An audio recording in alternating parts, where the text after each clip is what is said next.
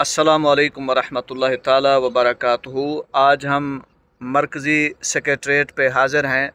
Chairman of party नवाब मोहम्मद अली फैसल ख़ान सदोज़ई साहब के पास आपसे चंद गुजारिशात हम करते हैं। सबसे पहली गुजारिश ये है कि हमारे मुल्क पाकिस्तान में हमा जिहात सियासी और हमा किस्म का अदम इस्तेहकाम की जो कैफियत है, इसकी क्या वजह है।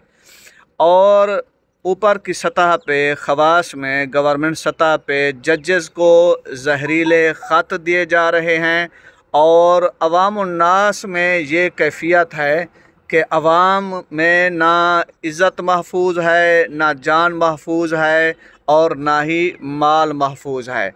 अवामुन्नास अपने इन तीन मामलात में बहुत ही डिस्टर्ब और परेशान है।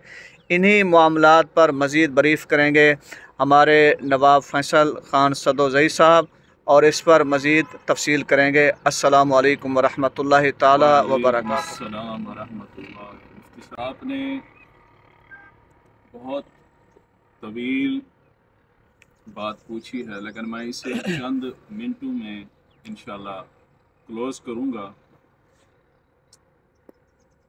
हुकूमत पाकिस्तान आज तक की अदम इस्तेहकामी का शिकार इस वजह से है कि हमारे हुक्मरानों में आज तक बचपना नहीं गया।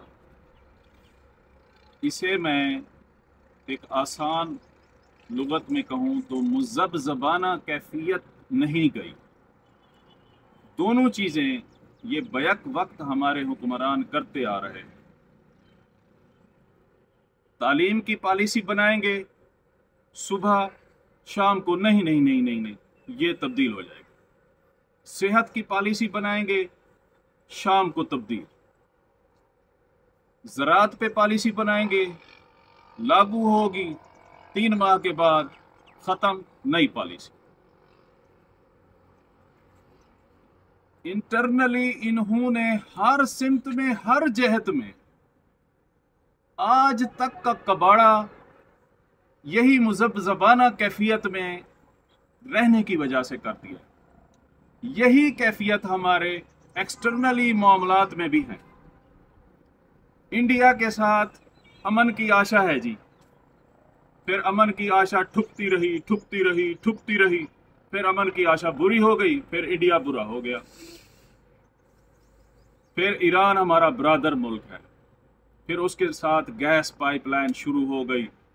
फिर जी पॉलिसी वो चली गई भाड़ में, ईरान हमारा दुश्मन बन गया।